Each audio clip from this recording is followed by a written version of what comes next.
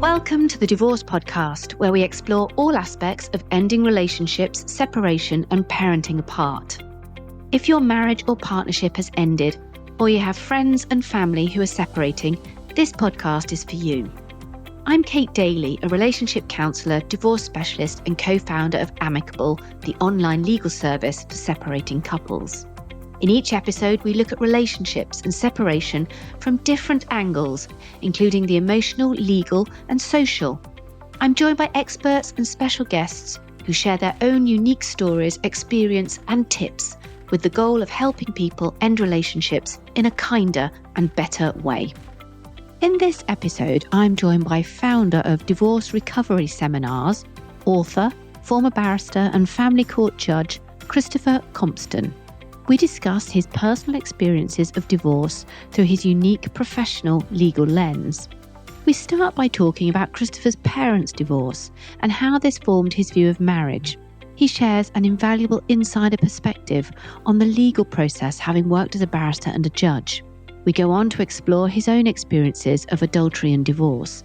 And we finish off by sharing some tips on how to recover, move on, and lead a happy life after divorce, as well as some hard-hitting truths about just how painful the experience can truly be. If you loved this episode, then please subscribe and rate us on your preferred listening platform. It's lovely to have you. Welcome, Christopher. Delighted. So to set the scene then, Christopher, this particular episode is all about rebuilding your life after separation. And it links to a second podcast that we are doing with the co-founder of the charity you set up, Restored Lives. But on this podcast, we always like to start with the personal experience. So if you don't mind, tell us a little bit about your own experience of divorce. Well, of course, I've got both personal and professional knowledge of divorce. When I was 12, 13, my parents divorced. My parents were not really very good at it, to put it mildly. But then you went on, you formed relationships and you were divorced yourself. How did that experience shape what you went on to do? Well, I married my wife, Brompton.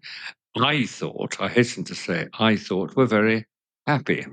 We had a little boy called Harry who died after 36 hours. And in those days, grief was very badly handled.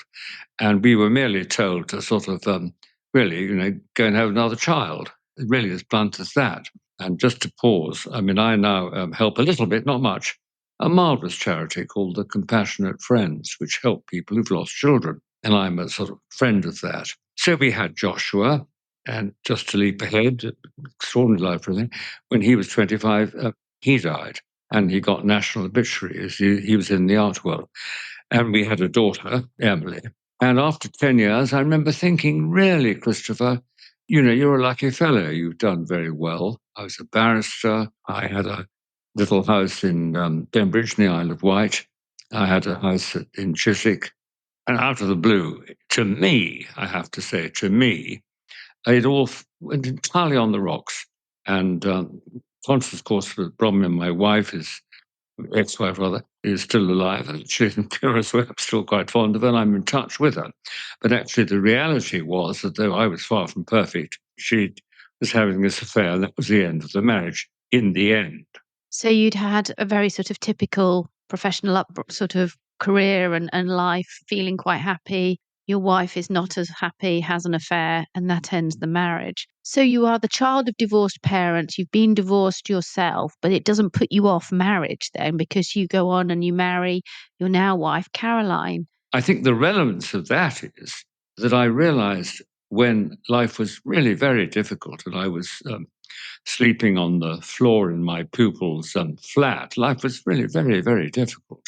And I was very, very, very upset. But I did realize and said to myself, right, I'm always going to follow and accept any invitation or any door which is opened, even though I really was in pain. And that's what happened. I went to Holy Trinity Brompton, became a committed Christian, and met my present wife, Caroline. Tell me a little bit then, Christopher, about, so you found Holy Trinity at a time when you were in sort of great personal pain, having navigated a divorce. What was the leap then from being essentially a punter to taking on a more kind of leadership directive role and setting up a course for other people to help them recover after separation? How did you make the leap from a personal experience to something that would benefit more people?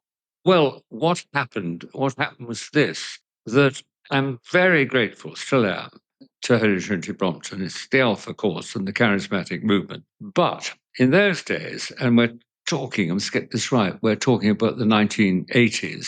I mean, it was full of a lot of hurrah Henrys, people who had money and seemed to me to be very successful. I used to tease people and say you couldn't be a member unless you had 4 children, which is unfair, of course. But it was that sort of place. And I was very concerned about people who were widowed and divorced and didn't seem to me to be treated with the involvement or, shall we say, the respect to which they were entitled. And I wasn't alone in thinking this. It had a very lovely vicar at the time, Sandy Miller, who was a sort of friend of mine then, and now is certainly a friend of mine, later became a bishop. And what happened was he said, well, come on, if you're complaining that we don't do enough for it, you bloody well do it. That's almost the word he used. So I did. And I had to work it out from scratch. And I did. So your own personal experience of divorce, obviously, and recovering and moving on was the sort of basis. So you analysed what you had done, what had helped you, and then created a course for other people. What were the key things then that go into recovery after something like a divorce? Well, that, of course, is a big question, which, of course, I've been thinking about. Well, I think you really must remember, and I certainly did remember this, that laugh and the whole world laughs with you, weep and you weep alone. And I think a lot of these ancient, probably medieval maxims are dead right.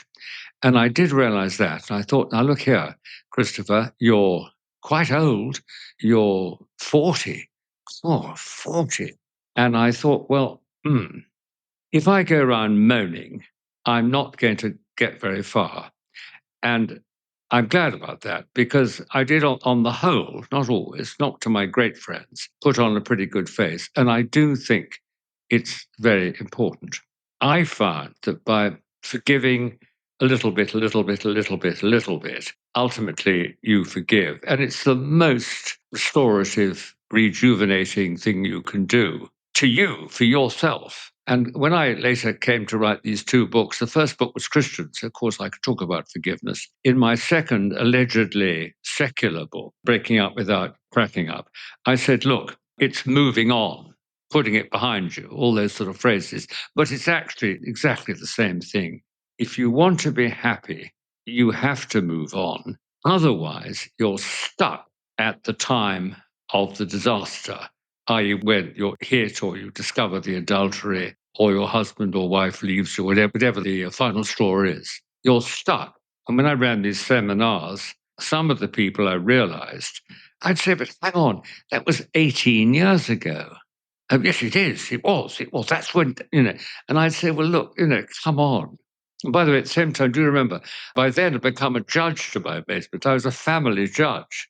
Well, and that's interesting because that's seeing it from a completely different side, isn't it? And sometimes, there's a perception that the judiciary don't perhaps have the same empathetic understanding as other people. And because they're having to do this day in, day out and making judgments, and it's seen as quite a sort of a cold process. But you, as a judge, you obviously had this personal experience and this experience twofold. You'd been divorced and you'd been the child of a from a divorced family. So what did you bring personally to those cases where you were having to decide what happened? Well, it never helps to stop playing your own trumpet, and no doubt some I'm barristers giving you who permission.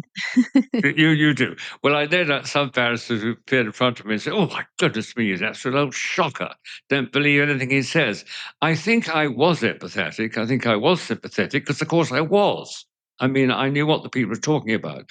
On the other hand, I was appalled as a judge at the amount of time and money and anger and emotion that people wasted. And I don't hesitate to say this, I don't hesitate at all. I think there's a breed of lawyer, both solicitor and barrister, who I have to say, to my mind, feed upon this. Do you think there are some personal skills that you need to navigate divorce successfully? What kind of skills do you teach or were you teaching when you were at the Brompton? Well, I think there are. I mean, a point I always used to make when I say I think I'm right, I say this because sometimes, one says things with some diffidence, but sometimes you think, no, actually, what I'm saying is sense. I used to say to people, look, please have around in your sort of entourage people who are sensible and actually nice. And if ideally cheerful. I mean, for example, I had a friend who, even if he said good morning, I felt better. But equally, I had a friend who used to say, hello, dear, and I'd feel the whole of my spirits droop, if you know what I mean. So I think without being unkind to your friends and family, I think it's a very good tip to try and have around with you people who are on the, I don't mean a silly Dick Emery sort of cheerfulness, Charlie Chaplin, but people who are robust and say, oh, Christopher, yes, but come on, look, for goodness sake, let's go for a walk and then we'll have a drink at the Red Lion on return. In other words, were themselves, it might well incidentally have gone through it, but, they were realistic and practical. I think it's very important. And equally, by the way, the films you see and the books you read or the things you do, you're convalescing, I used to say to people. For example, I used to say, look, don't overstrain yourself. So it's about being positive, it's about being practical, and it's about recognizing that you are using your emotional energy elsewhere. So being kind to yourself as well, by the sound of it. So if you had to summarize some of the messages that come from both the course you started or the breaking up without cracking up, or if there are people listening and you wanted to impart something to them, a takeaway from listening to this, what's the secret to recovering after divorce, Christopher?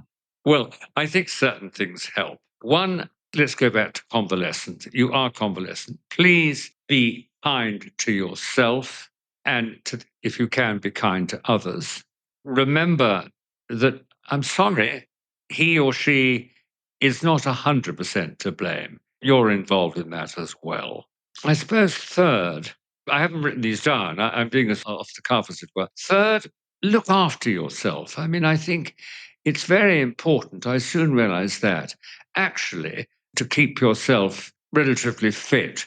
Can I just quickly mention having two of my sons having died? I once said, and people were very surprised, I said, look, I think you should know that the pain of my divorce was worse than the death of my son Joshua at 25. And people said, come on. I said, no.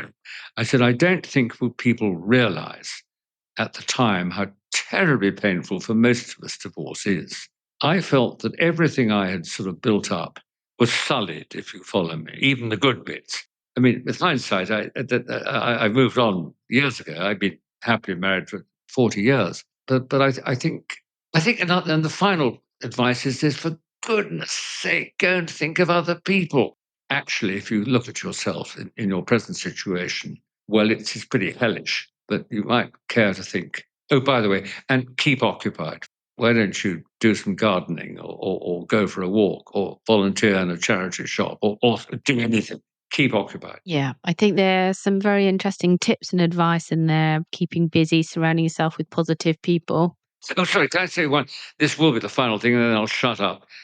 I do honestly, seriously think that a sense of humor is very, very useful. And don't tell me that you can't, even in this situation, find a sense of humor. I dealt with quite a lot of people who've died or are dying. And even then, even in the most ghastly situations, humor, may not be broad humor, helps. Keep, water your humor. Thank you very much for your time. It's been fascinating talking to you. Where can people find more information about the books or about the work that you do? the books, the second one, is still, I think, in print and available. So people can Google Breaking Up Without Cracking Up, and we'll put in the show notes details for Restored Lives if people are interested in picking up that course. And you can, for separation and co-parenting support, you can visit amicable.co.uk, where you can explore all of our resources or book a free advice consultation as well. And if you want to get in touch with Christopher, we can make that happen too. And of course, you can hear more about new podcast episodes by subscribing for updates and visiting thedivorcepodcast.com, or you can find us on your favourite listening platforms too. Thank you very much indeed for joining me, Christopher, and thank you everybody for listening.